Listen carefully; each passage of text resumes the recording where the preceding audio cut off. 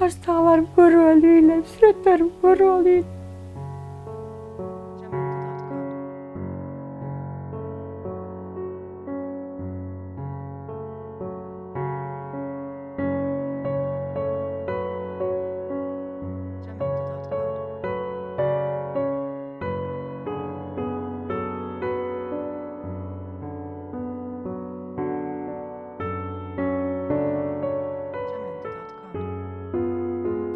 Seksen 5 kilo çıkacağım hazır. 61 kilo çıkıp kaldım.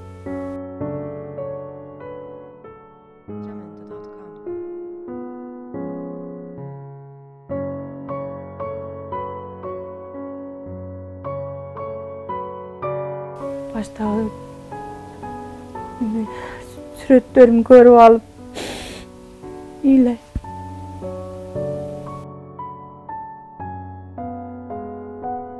Kudadan süranam güldü, жақсы olup kete öken.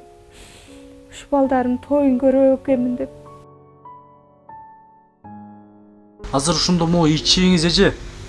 Ушул боруңуз ишип кеткенде турабы? Боруңузга ичиңизге суу толуп. İçine su tolup kalgan. İşi atar. Ооруйбу? Ооруйт. Достор, мен сіздерге 3 айдан бери Карагай курулуш компаниясын сунуштап келемен. Бул аралыкта эмне өзгөрүлдү? Айтып беремен. Жыл башында А блоктун 1-кабатында кыш кою иштери башталса, азыркы учурда 8-кабаттан өттү. Ал эми жыл башында Б блоктун монолит иштери 1-кабатта болсо, азыр болсо 7-кабатка келип калды. Бул арада курулуштун В блогунун 1-кабаты башталды. Тездик менен куруп жаткан Карагай курулуш компаниясы курулуштун сапатына да өзгөчө көңүл бурду. 5 камералуу, панорамалык, эң бир жогорку сапаттагы терезелер. Ар бир үйгө дал ушундай калың көлөмдөгү Россиянын жогорку сапатындагы эшиктер коюлмакчы. Бул эшиктер узак жылдар бою сиздердин кызматыңыздарда болот. Ош шаарында документтик иштери жайында. Курулушу 1 жылда толугу менен бүтө турган үй алам десеңиз, анда Карагай курулуш компаниясына келиңиз. Толук маалымат алуу үчүн экран астындагы телефонго чалыңыз. Менин фамилиям Калыкова Назира. 75-жыл колум, 4 январь төрөлгөмүн. Кочкор ата айылынан болом. Өзгөнү району Кочкор ата айылы. Азыр кандай оору менен ооруп жатасыз? Бул оору менен канча убакыттан бери ооруп атасыз? Азыр эми ошо боору боюнча химический гепатит болуп атам да. Мен биринчи женский жактан ооругам да. Химикол алгам 18 жолу. Анан кийин ошодон боорума таасир этип, боорум ишип кеткен. 21 күн баягы сарык больницасына жаткам. Ал жерде жакшы кала албай, анан ушу мынау жерге бир деңчи? бир түшпөй калды. Жок, жакшы эле. Сөзүңүздү уланта бериңиз. Ошо эмеге сарык больницасына жаткам, алар дагы диагноз жакшы кое алышпай, ушу медикинага келип жаттым. Ушул эже Карат айыба, Гүлнара деген эже карап атат, азыр мен айыбай жакшы карап атат. Ошо эжеге чоң рахмат. Сизде ушул оорунун белгилери кандай болгон эле? Алгач кантип мындай ооруп калганыңызды, биринчи эле ушундай оору менен ооруганыңызды билдиңизби? Ошол биринчи ошол онкологияга барганмын. Качанчы жылдары? 2022 14 март күнү барганмын. Анан кийин ошодон бери ал жакта 1 жыл жүрдүм, эмеде онкологияда. Анан бул жакка анан кийин ноябрдын 14-ге келип түшүп калдым да. Көздөрүм саргарып, боорум оорупчу. Ошондо кандай азыр сарыктагысыз да? Сарык. Деген диагноз коюшту. Диагноз меники азыр химический гепатит болуп атам. Менде андай А, Б, С деген жок. Баягы химия алып жүрүп, 18 жол химия алганга боорума таасир этип, боорума ишип кеткен да.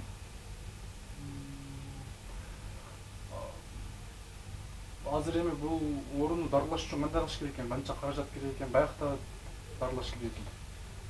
Эми булар эми эртеге Индиядан врачтар келиптир. Ошолор текшерип, анан кийин консультациясын берип, ошолор айтат экен да. Эгерде операция кылсак болобу болбойбу деп өздөрүнчө сүйлөшүп, анан мына биздин врач Индияга жөнөтүп атат мени. Бул жолду ошо канча каражат керек болду? Ошо бизге бир канча деди? $35,000 депти. $35,000 dedi. 3 milyon TL. 3,5 milyon eкен, ошо кетет экен. Буга донор табыш керек. Биринчи очередте донор тапкыла деди. Донорду өзүңүздөр табасыздар. Ал ошону алмаштырганы үчүн эле 3,5 миллион. Ошондой экен. Эгер донорду сиздер башка донорго тыйын төлөп берсеңиздер, андан да көп акча кетет. Ага башка төлөп беребиз да. Операциянын өзүнө $35,000. Демек $35,000 ошо операциянын өзүнө эле. Өзүнө эле болуп атат. Биринчи очередте биз донор табышыбыз керек болуп атат. Азыр врачтар айтат, ушу донор тапкыла, анан калганы болот деп. Индияда атайын донорлор жок экен, монча берсем. Анысын билбейм. Анысын сурай элекпиз. Азыр ошол жол менен айгат экен демек. Ошондой экен. Антпесе мен кечээ жакын эле жаткам доктурга. 15 күнөн болду элек. 12 күн болду дегене кара келип түшүп калдым да. İçime su толуп, içim ишип. Кечээ 2-3 күн болду. Катуу ооруп келдим ошол жерге. Эже ушинтип ооруп, кыйналып жаткан учурларда мурда дени соо болуп, чуркап жүргөн күндөрүңүздү эстеп, куса болуп бир ошол күндөрдүн баркына жетпеген экен деп деген ойдор келеби? Билем. Баштагыларым көрүп алып, сүрөттөрүм көрүп алып.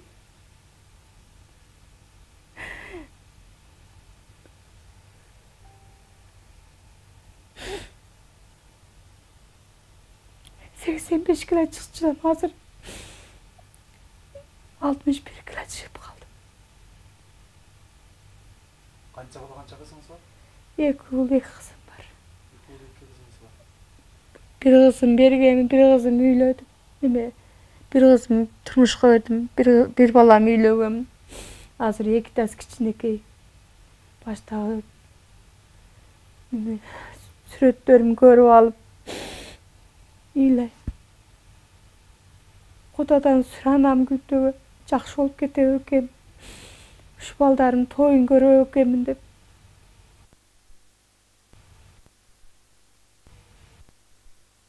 Ден соолуктун кадырын, соо жүргөндү. Мынтип ооруйм деп эч ойлоп.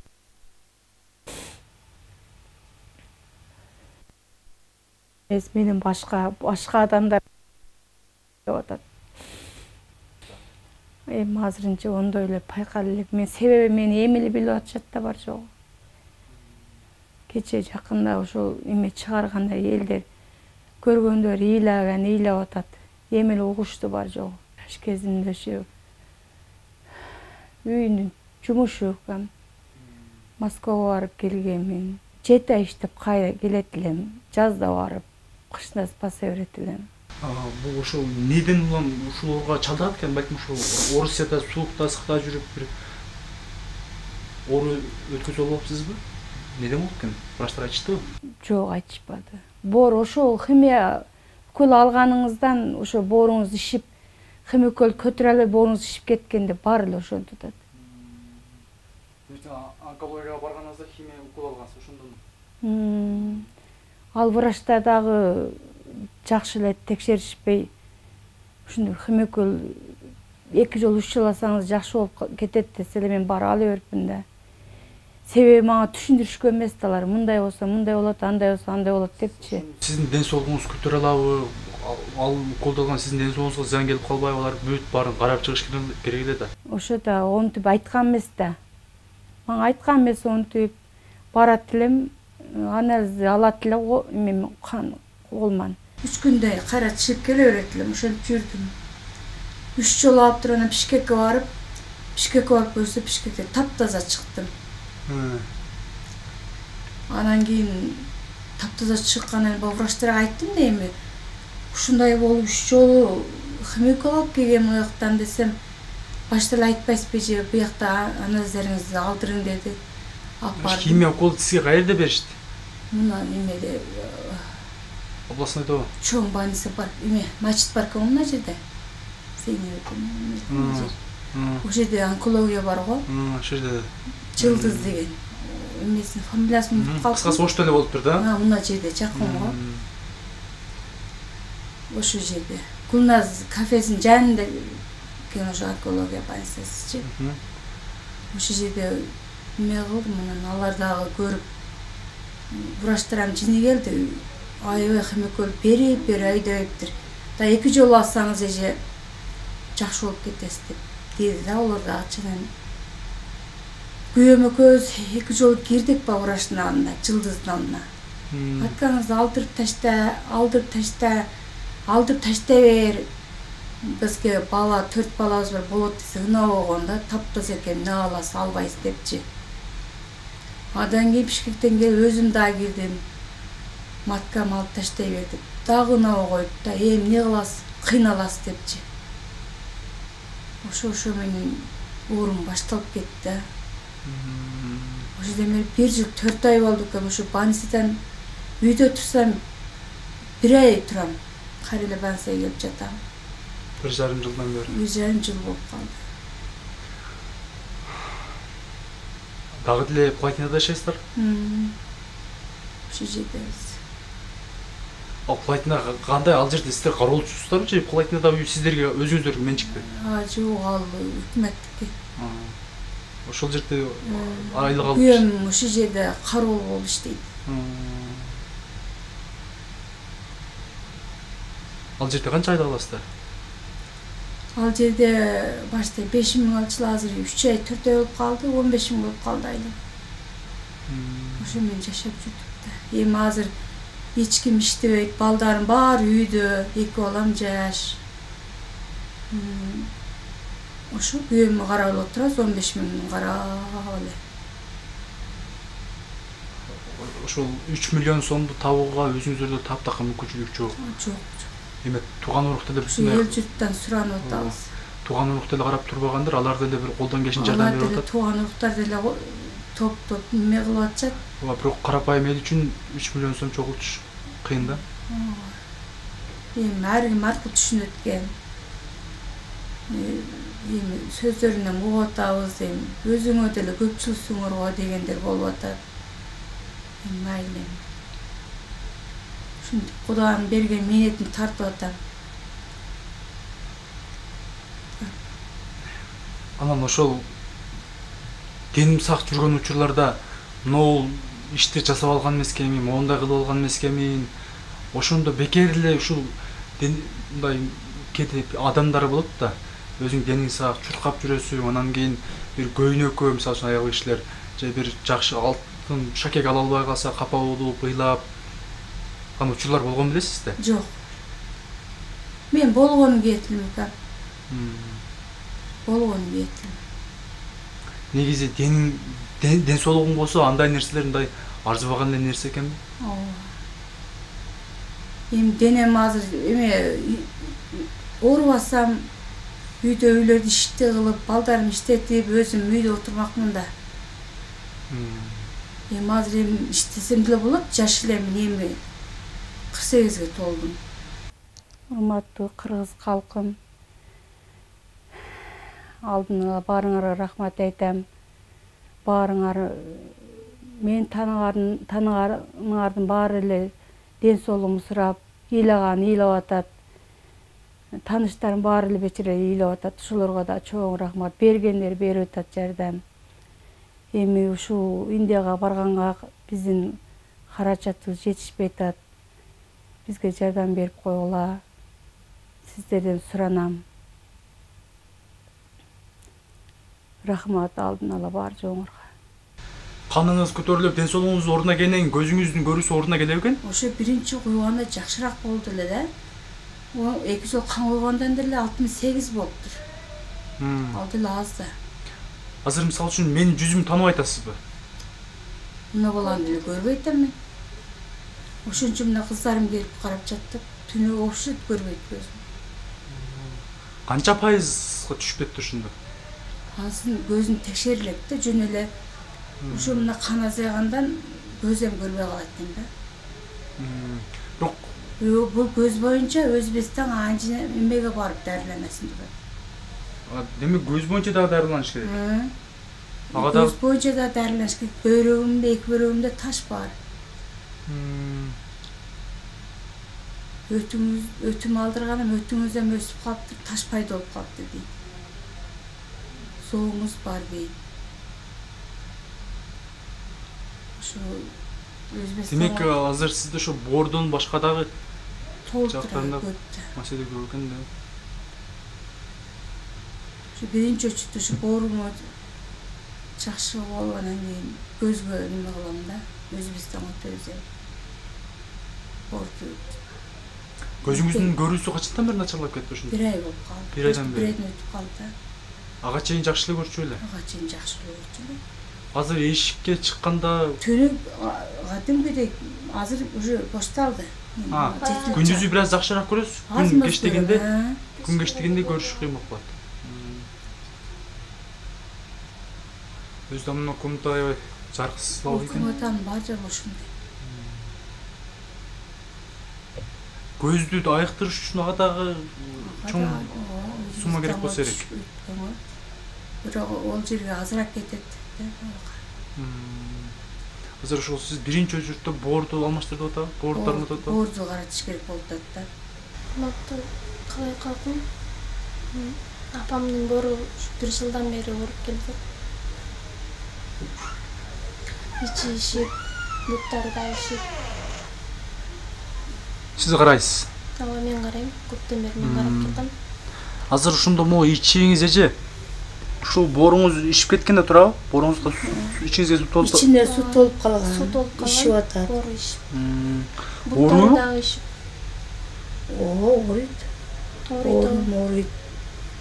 Бөйрөгү да ооруйт. Бөйрөктөрүм азыр Бөйрөгүндө да таш ооруйт. сайрамдар жакшы чыкпай калды да. Путумам ишип кеткен, эки путум. Ушинтип күндө укалап карап, бир адамдын короосун укташ экен да. Ушу кызым Көзү карайт. дагы көрбөй калган. 2-3 күндөн кийин берки кызым келет, тууган уюктар карап атат. Ушу жардам берип туруңуздар. Сүрөнүч. Ушунтип негизи ичиңиз ишип кетсе, бутуңуз ишип кетсе, жаткан учурда деле бир топ кыйынчылык болбосо керек. Ооба, бүт денелерим тартышып оорутат. Илактарым кургайт. Урматтуу көрүүчүлөр, биз экранга акча которуу жолдорун жазып коебуз. Экранда М-банк номерлерге акча которсоңуз болот. Назира эжебиздин ушул аягып кетүүсүнө ар бириңиздер салымыңыздарды кошуңуздар. 1 сомдон, 10 сомдон колдон келген жардамыңыздарды бериңиздер. Мен буга чейин ошол сыяктуу жардамга муктаж үй-бүлөлөрдү көп эле тартып чыгаргам. Бүгүн ушул Назира эжекебиз өзү мен өтө жакындан тааныбасам дагы, бирок ушул мен окуган Каниев Өмүрзаков мектеби жайгашкан Коч Карат айылы. Өзгөн районунун Кызыл Октябрь айылындагы Коч Карат айылынын тургуну. Мен ошол мектепте окугам. Ошондуктан бул эженин күйөөсү, үй-бүлөсү менен үй-бүлөсүн аябай жакындан тааныйм. Айылдагы эң үлгүлүү 5 убак намаз окуган айылдын эң үлгүлүү үй-бүлөлөрүнөн.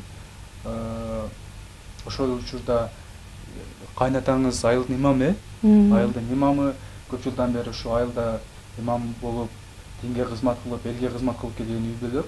Андыктан ушул бир аз Кудайдын сыноосу менен ушундай оор дартка чалдыгып турат. Эми 3,5 миллион сом кимдир бирөөлөр үчүн, байлар үчүн көп акча эмес болушу мүмкүн, бирок жөнөкөй 15 миң сом айлыкка иштеген ошол суу бөлүүчү платина бар, ошол платинада кароочулук кылып иштешет. Ошол жерде көп жылдан бери ошол жерде канча жылдан бери иштейсиздер? Почти 38 жыл болуп калды. Жок, калп айтам. 29 жыл болду. 29 жыл, 30 жылдан бери ошол жерде иштейт. Өзүңүздөр билсеңиздер, балким 30 адыр каналы, жана бул Куршап каналы, ошол жерден плотинадан суу бөлүнөт. Андан сырткары ошол Өзбекстанга, Кемпирабадка дагы ошол жерден плотинадан 3кө суу бөлүнөт. Кемпирабадка, анан кийин Куршапка, 30 адырга канал бөлүнөт. Ошол жерде 29-30 жылдан бери кароолчулук кылып иштешет экен.